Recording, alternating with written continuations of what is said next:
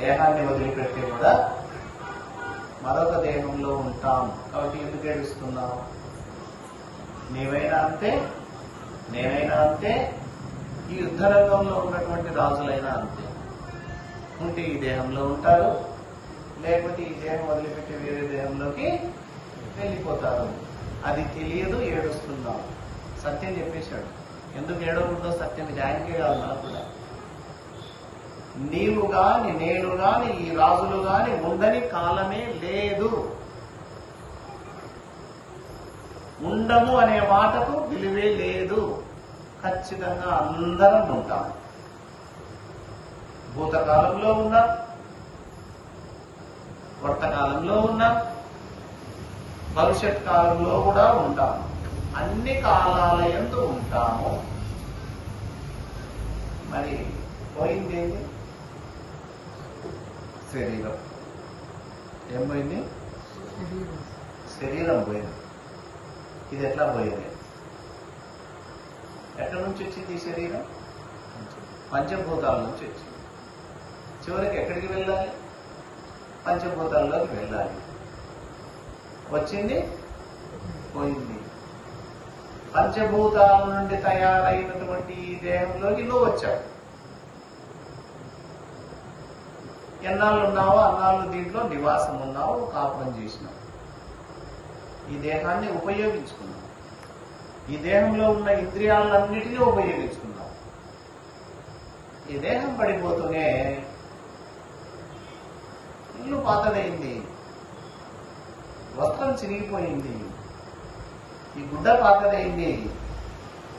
ఏడుస్తామా? దీన్ని తీసి పక్కన పడేస్తాం, ఇంకొకటి ధరిస్తాం. అలాగా నీవు కూడా, నేను కూడా, ఇక్కడున్న రాజులందరూ కూడా ఈ దేహాన్ని వదిలిపెట్టి ఇంకొక కొత్త వస్త్రాలను ధరిస్తారు. సంతోషపడి ఎందుకు ఏడుస్తున్నావు అని ప్రశ్నిస్తున్నాడు అర్జునుడు.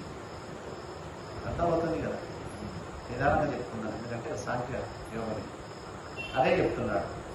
నీవు గాని నేను గాని ఈ రాజులు గాని ఉండని కాలమే లేదు. ఇక ముందు కూడా మనం ఉంటామో లేమో అనుమానం నీకు అవసరం లేదు. మనమందరం ఉంటాం. అన్ని కాలాలలో మనం ఉంటాం. దేహం మాత్రం ఉండదు, ఆత్మ మాత్రం ఉంటుంది. నీవు ఆత్మవు, నేను ఆత్మను. ఇక్కడ ఉన్న రాజులంతా ఆత్మలే.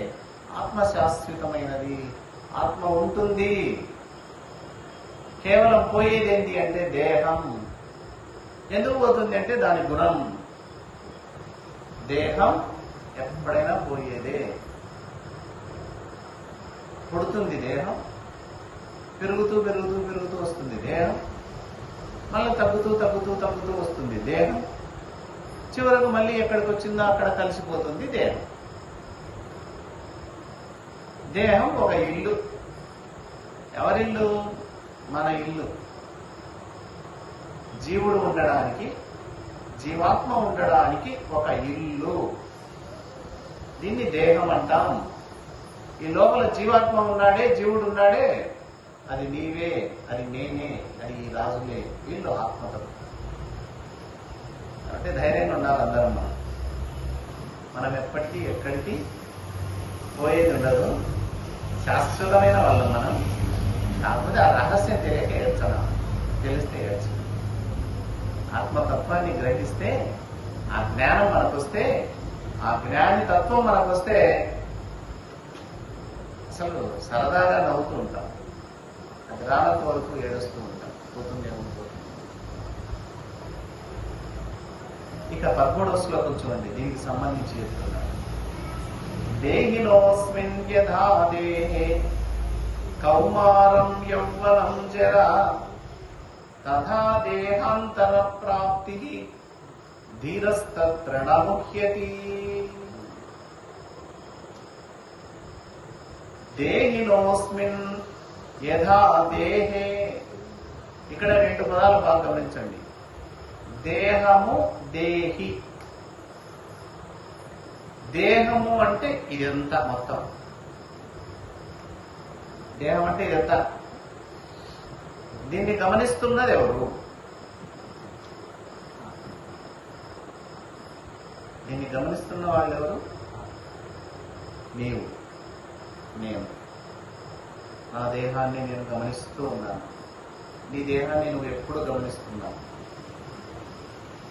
ఎక్కడి నుంచి? నఖ శిఖ పర్యంతం, అంటే కాలి గోరు మొదలుకొని వెంట్రుక వరకు కూడా నేను గమనిస్తూ ఉన్నావు. ఇందాక నా తలలో ఒక చిన్న పురుగు వాలింది, నేనేమో మీకెళ్ళి చూస్తాను, నేనేమో చెప్తాడా, కానీ నేను దాన్ని గమనిస్తూ వెంటనే ఒక పక్క ఇక్కడ మాట్లాడుతూ ఒక పక్క చేతికి చెప్పి దాన్ని తీసేయంటే చేయి పోయి దాన్ని అలా తొలగించింది. ఇదంతా గమనిస్తున్నారు ఎవరు? నేనే. అంటే నువ్వే రాజు, నువ్వే ఈ ఇంటికి అధిపతివి. ఇది నీ ఇల్లు, కొన్నాళ్ళు పాడెక్కుండాలనుకొని దీన్ని తెచ్చుకున్న అద్దె ఇల్లు ఇది. ఈ అద్దె ఇంట్లో చాన్నాళ్ళు ఉండాలని అనుకోకూడదంట, ఎన్నాళ్ళు ఉండాలో అన్నాళ్ళే ఉండాలి. ఓనర్ ఖాళీ చేయమంటే చేయవు. ఆనందంగా అద్దెకు దిగినప్పుడు బాగుంది ఇల్లు అని ఇంట్లో వచ్చావు. ఓనర్ ఏం చేస్తాడు? నాయనా మాకు అవసరం ఉంది రా, ఇల్లు ఖాళీ చేయండి. మనకు కూడా ఓనర్ ఉండాలి. యమధర్మరాజు, అయ్యా యమధర్మరాజు చెప్తాడు, అయ్యా మీ గడువు అయిపోయింది, మీ అగ్రిమెంట్ అయిపోయిందండి, మీ ఇంటిని ఖాళీ చేయాలి అంటే, సరే పో యమధర్మరాజా, ఈ ఇంట్లో సరిగా వసతులు లేవు, ఇది ఖాళీ చేయాలని నేను కూడా అనుకుంటున్నాను, దీన్ని తొందరగా ఖాళీ చేసి పడేస్తాను, మళ్ళీ మంచి ఇల్లు ఎత్తుకుంటాను పో అని చెప్పాలి మనం. అంత ధైర్యం. అంటే మంచి ఇల్లు అంటే ఏంటి?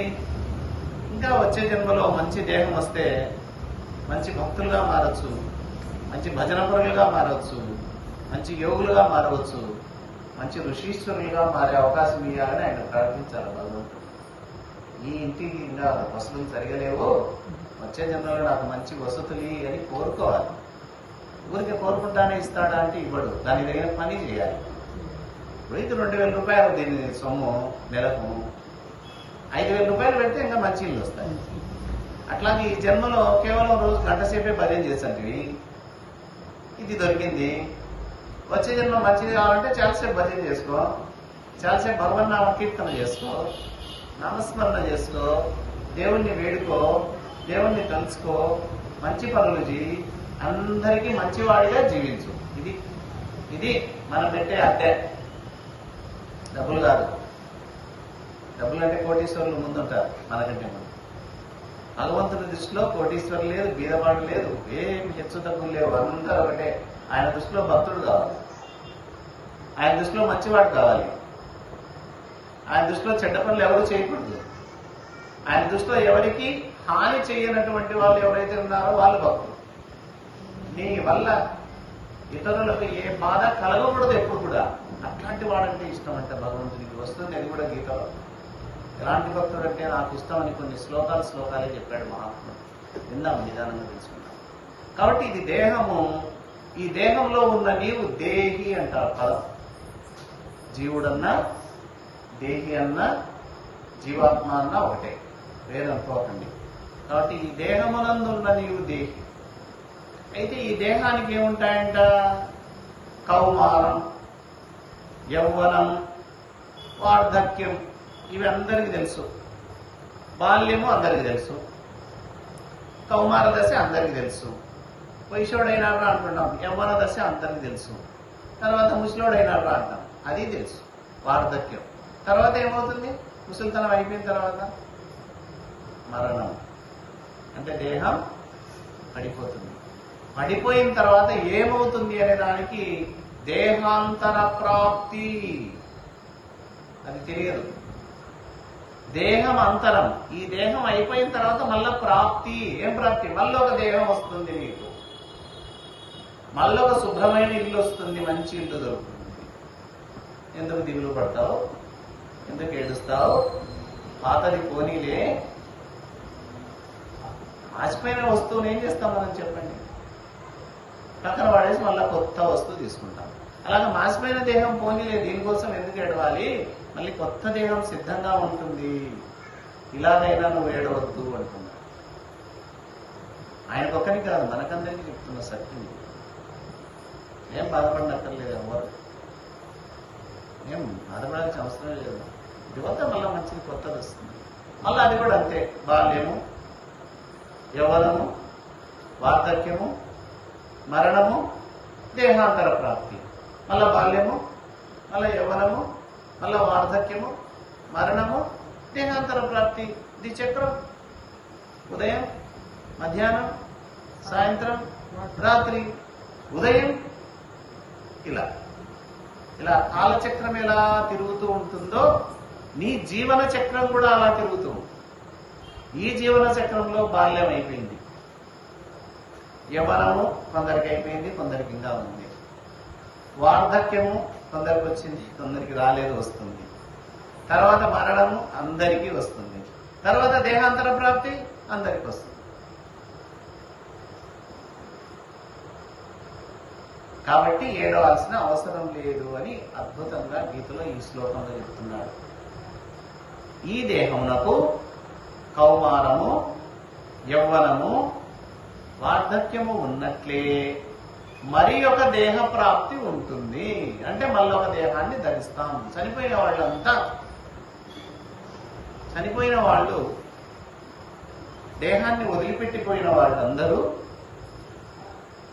దేహాన్ని ఇక్కడే వదిలిపెట్టాల్సిందే, ఎవరు తీసుకోలేరు. చనిపోయిన తర్వాత మనం ఏం కాలుస్తున్నాం? శవాన్ని కాల్చేస్తున్నాం. అంటే దేహాన్ని కాల్చడమా, దేహాన్ని బూడ్చడమా చేస్తున్నాం, ఏదో చేస్తాం. అంటే దాని అర్థం పంచభూతాల్లో కల్పిస్తుంది. మరి ఆ దేహంలో ఇంతవరకు చూసిన వాడు, ఇంతవరకు మాట్లాడిన వాడు, ఇంతవరకు అన్ని క్రియలు చేసిన వాడు ఎక్కడ ఇవ్వబడి తెలియదు. పెద్ద పెద్ద డాక్టర్లు కూడా కనుక్కోలేరు, నువ్వు కనుక్కోలేవు, నేను కనుక్కోలే, ఎవరు కనుక్కోలేరు. ఎవరికి కనపడకుండా జీవాత్మ బయటికి వెళ్ళిపోతాడు. ప్రాణం పోయిందిరా అంటారు. ఉందిరా అని ఎవరన్నారు? ఉంటే ఇది పలుకుతుంది, ఉంటే నడుస్తుంది, ఉంటే మాట్లాడుతుంది, ఉంటే చూస్తుంది. ఆ ప్రాణం లేకపోతే, ఆ జీవాత్మ లేకపోతే ఇది ఉలకదు, పలకదు. అన్ని బాగుంటాయి. శరీరంలో అవయవాలన్నీ భద్రంగా ఉంటాయి. చెవులు బాగుంటాయి, కళ్ళు బాగుంటాయి, సమస్త ఇంద్రియములు బాగుంటాయి. కానీ కదలదు, మెదలదు, ఉలకదు, పలకదు. ఎందుకంటే ఇది బస్సు, డ్రైవర్ లేడు. ఇంకా కదులుతుంది. డ్రైవర్ ఎక్కడ వెళ్ళినాడు? బయటికి వెళ్ళిపోయినాడు. ఎలా వెళ్ళిపోయాడంటే ఏదో రూపంలో శ్వాసతోనే వెళ్ళిపోయాడు. ఆయన వెళ్ళిపోయాడంటే ఇది కూడా ఆడదు. ఏదాడదు? ఉచ్ఛ్వాస నిశ్వాసలు కూడా రావు. ఇంకొకడ పెట్టి ఏరు పెట్టి చూడండి, లోపలికి పోయేది లేదు, బయటికి వచ్చేది లేదు. కాబట్టి జీవుడు ఉన్నన్నాళ్ళే ఈ ఉచ్ఛ్వాస నిశ్వాసలు, ఈ మాటలు, ఈ చూపులు, ఈ వినికిడి తత్వం, ఈ నడవడం, ఈ ఏడ్చడం, ఈ నవ్వడం, ఈ సరదా, ఈ తమాషా, ఇది ఒక ఆట, గేమ్. ఆ లోపల జీవుడు లేకపోతే ఏ ఆట లేదు, బంద్. ఆ జీవుడు ఎవరు? నీవే. ఆ జీవుడు ఎవరు? నేనే. ఆ జీవుడు ఎవరు? ఈ రాజులే. కాబట్టి ఓ అర్జున, వీళ్ళు పోయేది లేదురా, వచ్చేది లేదురా, వీళ్ళు ఎప్పటికీ శాశ్వతంగా ఉంటారు. కాకపోతే ఈ దేహాన్ని వదిలి ఇంకొక దేహాన్ని పొందుతారు. ఇంత మాత్రానికి ఇంత పొడవు ఏడవాలా? ఎందుకు ఏడుస్తున్నావు అని బోధ చేశాడు. గీతా బోధలో మొట్టమొదటలోనే దుఃఖాన్ని పోగొట్టడానికి చేసిన అద్భుతమైన బోధ. ఈ 3 శ్లోకాలు ఈరోజు అర్థం, మళ్ళీ వచ్చే వారంలో చెప్తున్నాం. హరి ఓం తత్సత్.